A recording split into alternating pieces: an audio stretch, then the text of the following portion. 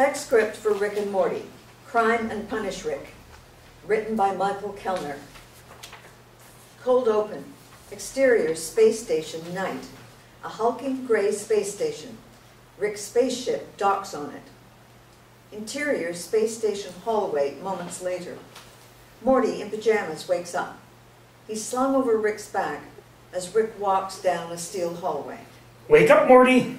Morty grumbles and opens his eyes. Hey, Mortster! Welcome to this week's adventure. What's going on? Oh God, did you reverse gravity or something? Rick puts Morty down. Oh. Science requires a whole lot of capital, Morty, and I'm gonna need real rap star money to fund my latest invention. And you know how we're gonna get that money?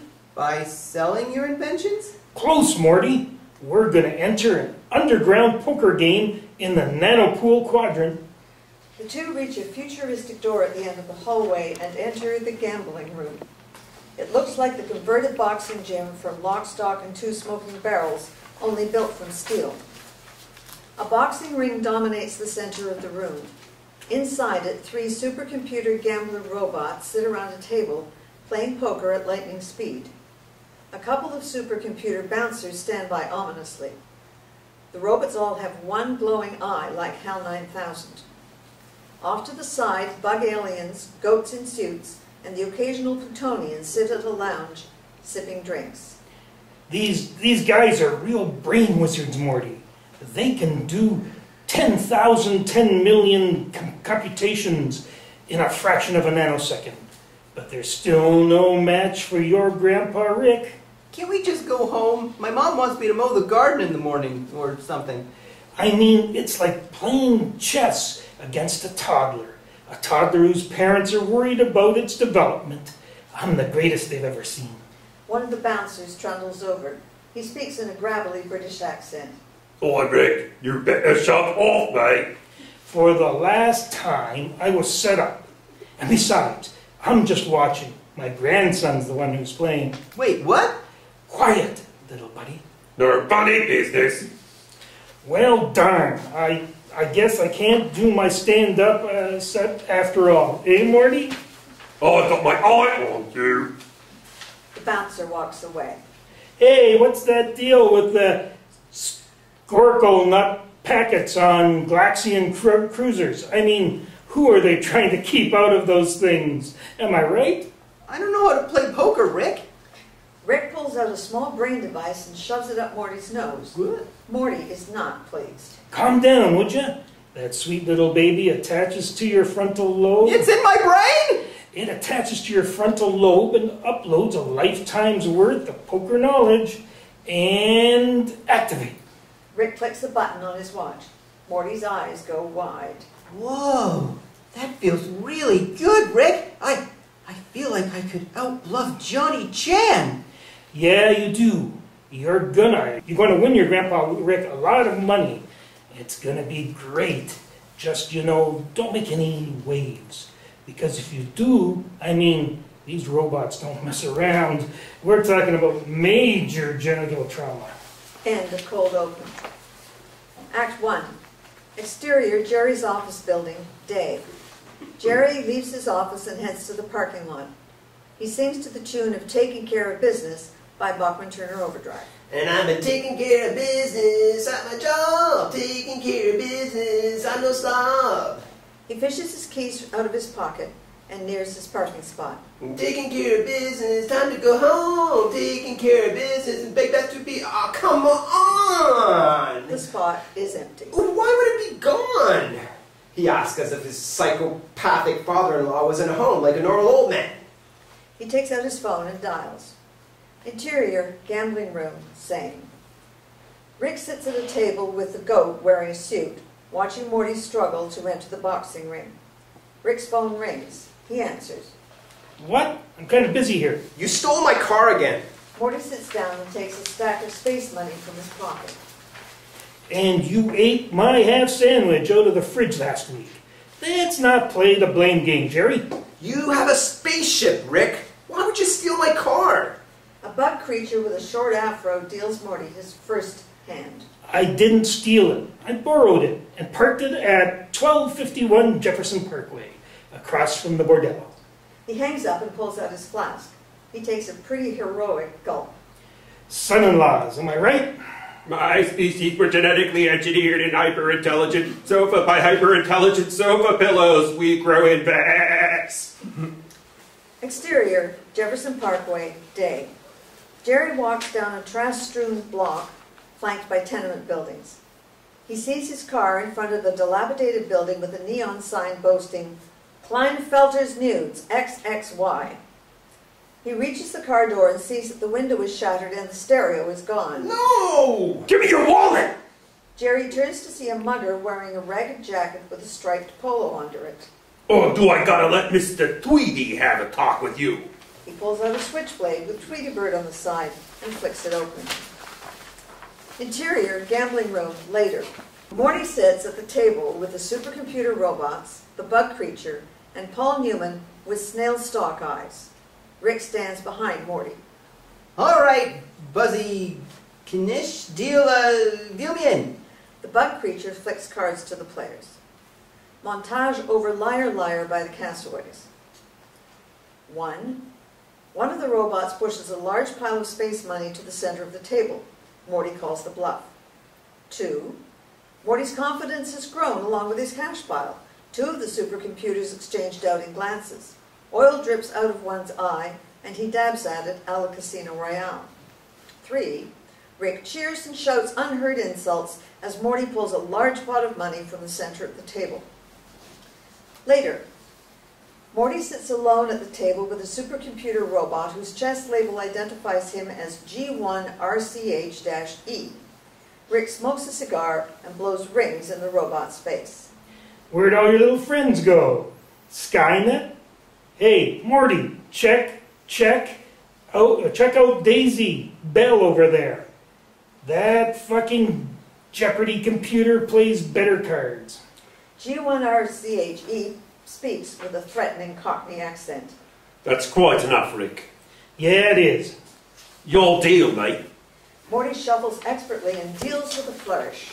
No limit tech system hold'em, nanopool rules. Now this is cards. There's the flop and the bet's to you, big boy. You've got quite a cheek on you, picking up on your grandpa's bad habits. Or check. Yeah, you will. Check yourself before you wreck yourself. Right, Rick? That's some quality trash talking, Morty. Interior, side room of space station, same. A bulky robot peers into a small screen that projects a view of the cards in Morty's hands. Hello, Ducky. He taps on a Morse code device. Back to the gambling room, where a small transmitter device taped to G1RCHE's leg starts pulsating. His solitary red pupil dilates. Morty deals the turn. 500 Farnex. He moves the cash to the center of the table. Call. He moves his own cash to the center and deals the river. G1RCHE pulls out a huge roll of cash and throws it to the center of the table. 1 million.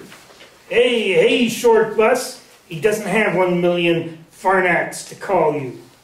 Well, perhaps you'd like to step in and help him shoulder the bet. You got something in mind? If you're laid up on Applejacks, I'd accept betting, say, the plans for the interplanetary MacGuffin. Interplanetary MacGuffin? My new invention. That's your game, huh? I assure you this is no game. Do it, Rick. I can read this bot like a book. Like an e-book. You sure, Morty? Remember, major genital trauma. Don't you ever ask me if I'm sure about cards. I'm the natural! Not sure I like this new side of you, Morty. Fine, what do I care? He reaches into his filthy sock, pulls out a thumb drive, and slaps it on the table. Interior, the Smith's house, kitchen, evening. Beth prepares dinner. Jerry enters. He looks stunned. You're home late. Did you get stuck in traffic? I'll do it later. He sits at the counter staring into the distance. Where are the groceries? Groceries? Yes, Jerry, the groceries you swore you'd be able to pick up. Oh no, Beth, let me get them. My day's pretty light, and I find the produce section calming. I'm sorry. Is that what you want to hear? I'm sorry. I'm stupid and weak and pathetic. He grabs a mug off the table and hurls it at the wall. He covers his face. He's crying. Whoa. Beth puts her arm on his shoulder. Jerry, You're scaring me. Did another reality TV star die? He had a Tweety Bird knife. Interior, gambling room, same. Sharon. Booyah! Full house! Aces over queens! Eat a bag of shit, you metallic loser! G1 RCHE lays down his cards. 3 sevens and an ace. He shifts a finger to reveal a 4th 7. Looks like I'll be taking a rain check on that deal. Morty is stunned. I Want to Be Your Dog by the Stooges plays as the camera rotates around him for a slow moment. Rick grabs the thumb drive and the Farnax. He pulls Morty by the collar and sprints toward the door. Run, Morty, run! Mutilate their genitals! The aliens and supercomputer bouncers charge, pulling out various guns, crowbars, and medieval torture devices. Rick and Morty make it to the door and sprint down the space station hallway, where they enter Rick's ship. Interior, Rick's spaceship, same. Oh god, oh god, oh god, oh god, oh god! Exterior, Rick's spaceship, same. The ship's headlights turn on and off. It sprays wiper fluid. It drops a huge bomb which detonates in space below them. Interior, Rick's spaceship, same. Morty, calm down. He hits a button, and the ship shoots off into space. You're all over the place today. End of Act 1. Act 2. Interior, Rick's spaceship, same. Rick mans the controls and takes pulls from his flask. Morty paces nervously. That was crazy, Rick! We just ripped off space gangsters! We're so screwed! Calm down, Morty. That's just the price of doing business sometimes. The ship lowers to Cygnat 9, a yellow planet. I can't believe I lost that hand! The ship lands. Yeah, I guess I'll have to update the software to factor in your stupidity. He pulls the device out of Morty's nose. Morty is not pleased. Oh, I feel wobbly. Rick opens his lab coat and places the device next to several identical-looking devices. That's probably just your brain coming to terms with having lost the only valuable skill it ever had. The self-loathing should set in soon. Rick leaves the spaceship and walks across the cracked, sulfurous earth. Morty chases after him. Hey, I have a natural talent for poker. It wasn't all that thing up my nose. And athletes don't need steroids. Come on, you can't deal with your shattered self-esteem on the way to my money launderer. He pulls out a huge wad of Farnax. We're gonna need to wash the hell out of these Farnax before we can spend them on parts for the MacGuffin. If we need to wash them, why don't we just throw them in the laundry? Rick vomits. Some of that's from the sulfur, and some's from the booze, but mostly it's from that joke. Exterior, the Smith's house, day. Summer returns home to find Jerry manically installing a security system on the door. Hey, Dad. He doesn't look up. Hi, sweetie. How was school? A kid threw up in math and Mr. Goldfold slipped on it. What are you doing? Installing new lock sensors and security cameras. The Smith house is going to make Fort Knox look like, I don't know, a robbery store. Cool. I'm gonna go outside. She enters the house, where she finds Beth sitting in a chair, staring vacantly and sipping from an empty coffee cup. Beth turns, surprised. Summer! What's going on? You and Dad are acting like Jimmy Daniels when he tried to sell me that broken Walkman. Are you guys tweaking? Your father was attacked today. Oh my God. He got mugged, and it's traumatic for him. As a child, he came face to face with a burglar. Flashback. Interior, Jerry's childhood bedroom, 30 years ago.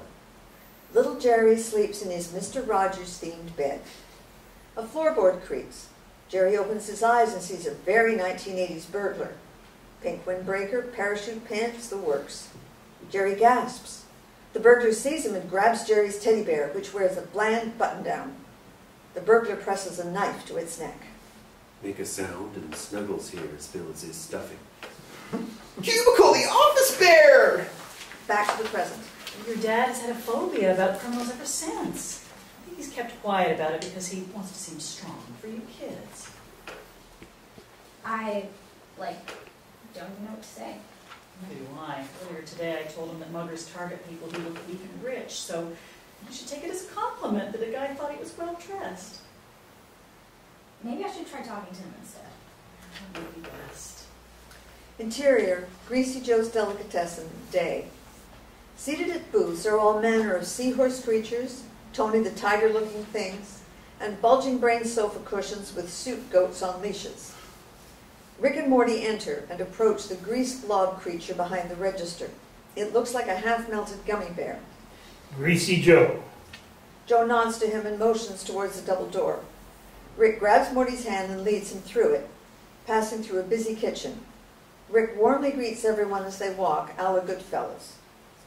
Rick leads Morty down some stairs to the basement. It's unfinished and lit by a single hanging light bulb. What's going on, Rick? Relax. Greasy Joe does things old school. Trust me, he's the best there is. Greasy Joe slides down the stairs to join them. He talks like an Italian mobster. Ciao, Blobbles. Sorry about the subterfuge, Ricky. Can't be too careful these days. Between the cops and the damn Blobino family, everyone wants a piece of me. Hey, don't worry a blob of that.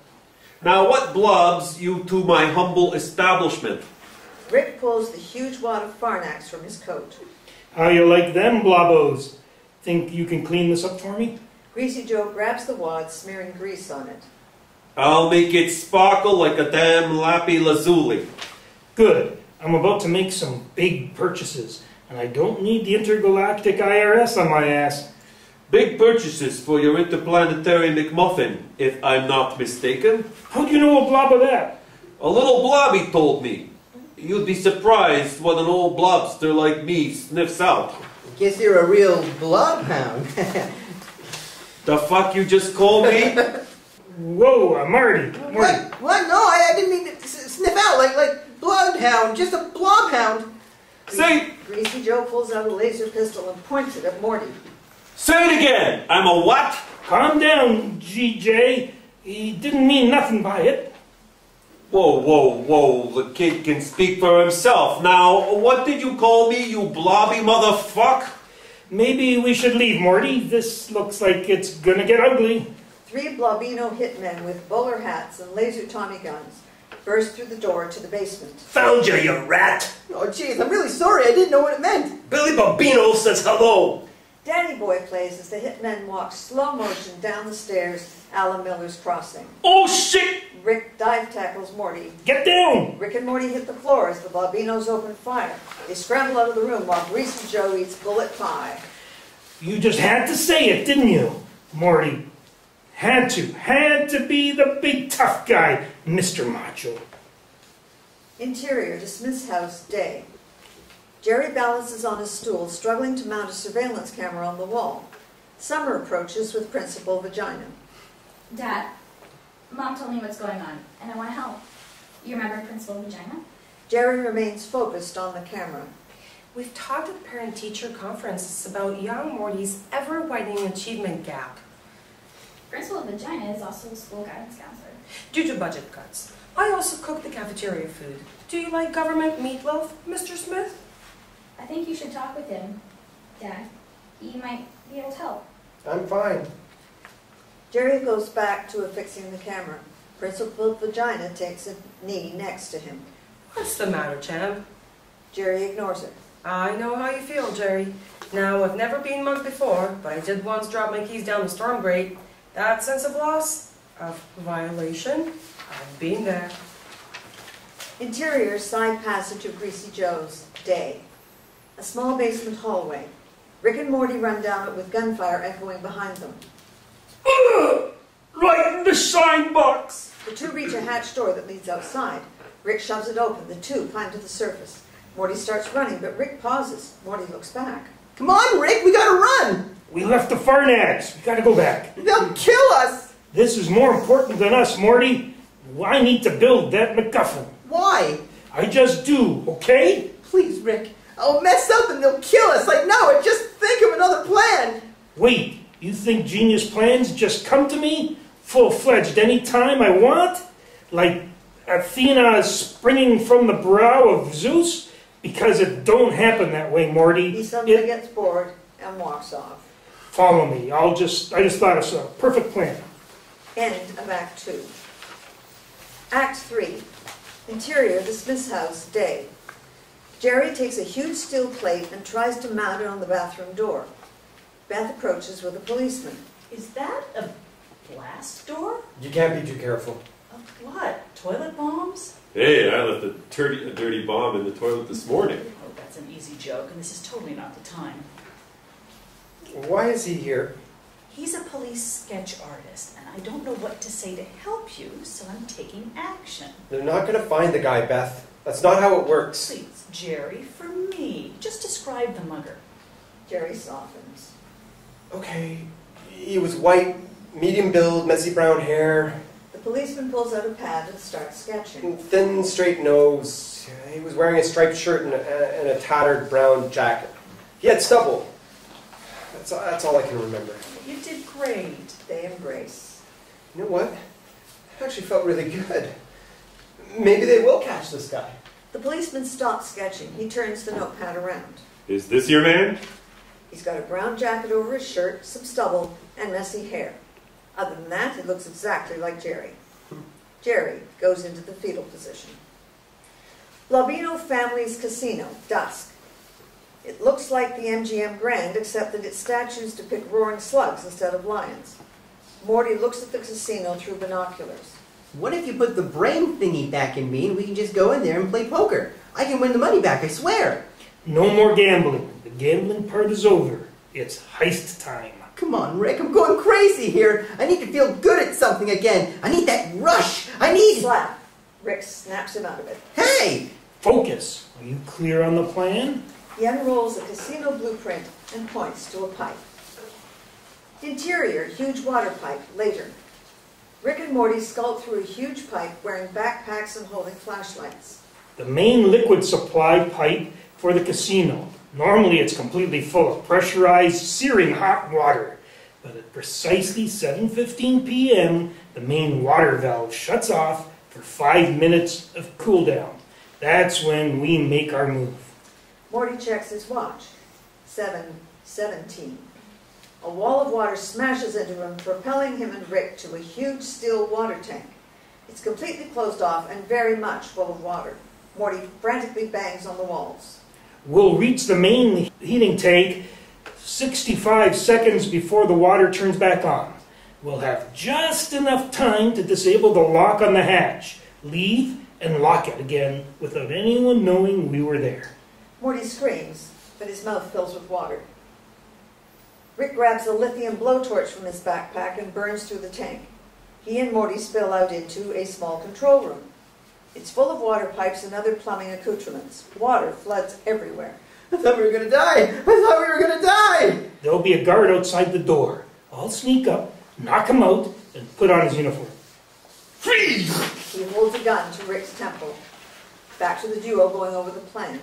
See, Morty, the key to this whole thing is precision.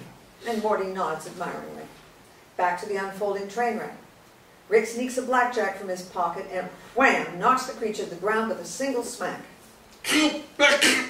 Rick bludgeons him a couple more times. I'm going to piss you in your asses. Rick pulverizes him. Grease flies everywhere. Some frantic zipping, and Rick stands up wearing the casino uniform. He slaps some grease on his face for good measure. Piece of cake. Interior, the Smith's house, day. Beth and Summer knock on the steel-reinforced bathroom door.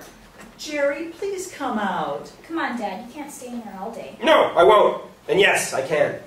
We love you, and we know how scary what happened to you was, but how much time can you really spend in a steel-reinforced bathroom? I've got half a box of Malamars and a copy of Uncle John's bathroom reader. Okay, Dad. Tough love time. I'm going to knock that door down and give you a hug, even if it kills you. Interior, Rick's garage workshop, moments later. Summer rummages through a box of science stuff. There's got to be something here that can cut through a door. She pulls out items, placing them on the table next to her. Out first comes a small robot. It cartwheels and chants a message recorded by drunken Rick. Rick is great. Rick is great. Next is a homemade cyborg squirrel, then a homing beacon, and then a green glowing orb with the label "Caution, dissembles carbon-based life, do not drop." She continues to search. The homing beacon starts blinking. Interior, house in the Nanopool countryside, day. A telephone sits on a dark mahogany desk in a home office. It rings, and robot Ralph Fiennes picks it up. Yeah? Rick's baking turned on. We found it. Can't you send in the fellas? I've got to take the kids for a picnic. Can't be jetting off to Earth. His robot wife and robot children look concerned at his tone. Oh, the fellas are going. Only you're going with them. Click. He hangs up, leaving Ralph holding the phone. A moment of silence, and then he smashes the phone repeatedly on the desk. Ralph! What? It's an inanimate fucking object. You're an inanimate fucking object. Interior, casino vault, later. Glass cases filled with cash line the vault. Rick stands over the splattered bodies of 3 blob creatures, perspiring and breathing heavily. Morty huddles in the corner, half covering his eyes. See? Pretty easy, eh, Morty? He mops his brow with his arm, the goose-splattered blackjack still in his hand. Come on, let's get the cash and go. So much killing. Hey, get off your damn high horse. There's goo on your hands, too. If you knew when to fold, we wouldn't be in this situation. My fault. Rick uses his shirt as a bowl and piles it full of money. Yeah, but look on the bright side. I'm going to get my MacGuffin. All right, up to, little buddy. If we get back before your bedtime, I'll take you out for some nice frosty, sugary, sweet ice cream. He pulls out his portal device and shakes goo from it. Or some Jell-O. He shoots a portal into the wall and steps through it. Interior, the Smith's house, living room, later. Rick and Morty enter and sit on the couch. Rick flips on the TV and licks at an ice cream cone. Sure you don't want to lick? Butter pecan. Maybe you're right, Rick. Maybe what's really bothering me is just that I was good at something and then it got taken away. I wouldn't think about it too much. So many horrible things happened today, and that's what stuck with me. What does that say about me as a person?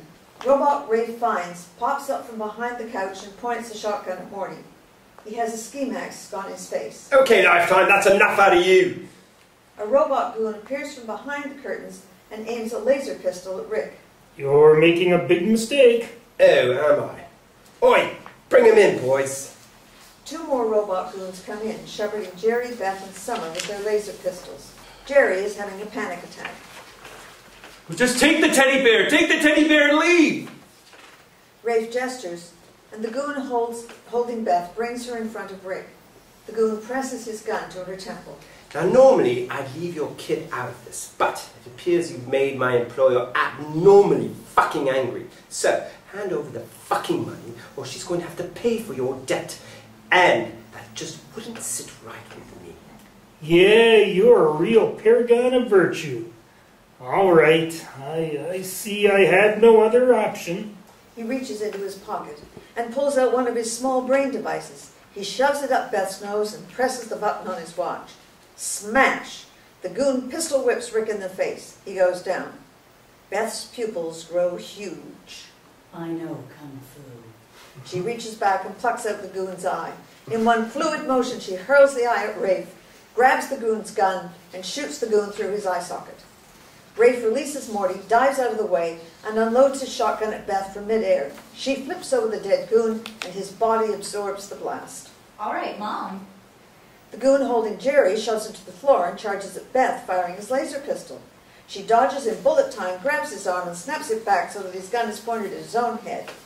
She pulls the trigger. Now we have a Mexican standoff, with Beth pointing laser pistols at Rafe and the remaining goon, and both pointing their guns at her. Jerry and Summer huddle in the corner. Let's just give them what they want, so they'll leave. We can spend the rest of the day surfing the internet like nothing happened. No. Our house is like our castle. You were right, Dad. We should protect it. You ought to listen to your husband and put the guns down, love. Oh, I'll put down the guns. She drops the guns and adopts a crane stance. Rafe thinks for a beat and then tosses aside his shotgun. Don't just stand there like you're out of fucking batteries. Give her a fair fight. The goon hesitates and drops his pistol. Robot Rafe Fiennes cracks his neck. He comes in with a haymaker. Beth ducks and counters with a kidney shot. Clang! She hurts her hand on his metal torso. Rafe laughs and slams his elbow into her neck. She drops in a heap, and the goon jumps in the air to body slam her. She rolls out of the way, tripping Rafe in the process. He falls, and she comes up. She grabs his eye. Lights out. And the goon tackles her from behind. They wrestle, and she comes up on top, straddling him and beating him to a pulp. Excuse me. He's holding a knife to Jerry's throat. I'm generally quite opposed to this sort of underhanded play, but given the circumstances, well, principles can only take you so far. Just kill me and get it over with. Anything is better than this. Oh, I'm sorry, Jerry. I failed. She drops to the ground and bows her head. Dad. Mom. Wham! Morty sneaks up behind Rafe and bashes Rick's blackjack over his head. He collapses in a heap. Interior, the Smith's house, kitchen table, later. The family sits at the table. Rick smiles and nurses a broken nose. Jerry huddles in a shock blanket. Summer and Beth watch through the window as Morty pulls a trash can to the curb. The can contains robot Rafe Fiennes. Morty enters. I know everyone feels pretty down right now, but I think we just need to look on the bright side. Attaboy, Morty. What bright side? My sense of security's gone forever. Jerry pushes the security camera off the table. You're focusing on the wrong part of this whole thing, Jerry. Sure, things got a little shaken up. And yeah, a few robots and blob things got murdered. But we had an adventure. We got to feel alive. You see this little baby? It's got my blueprint for the interplanetary MacGuffin on it.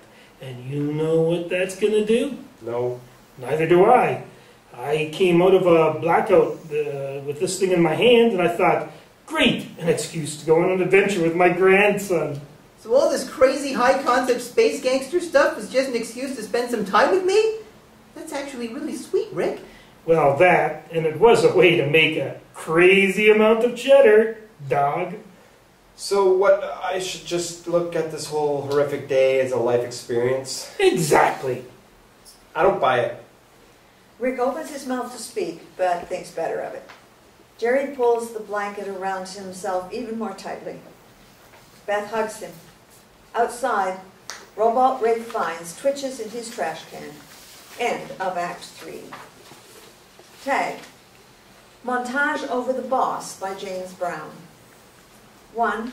Interior, the Smith's house, bathroom, day. Jerry sits on the toilet, perusing Uncle John's bathroom reader and eating a Malamar. Creak. Boom. The steel-reinforced plate on the door falls to the floor, taking a large chunk of the wall with it. 2. Exterior, street corner, day. Morty stands behind a folding table, shuffling a deck of cards as a small crowd watches. A homemade sign hangs from the table. It advertises 3-card Morty, find the jack. Morty deals 3 cards face up. He flips them and shuffles them around the table. The mugger steps forward from the crowd. He pulls out Jerry's wallet and slaps down the cash from inside. He points to one of the cards. Morty flips the card, revealing the 3 of clubs. He pockets the mugger's cash. 3. Interior, Fight Club basement, night. A chanting crowd circles around Beth, who faces off against 3 men. One perfectly ripped, one with bags under his eyes, and one with shockingly blonde hair. The 3 men charge. Beth smiles. She catches the first with a roundhouse kick to the face. The end.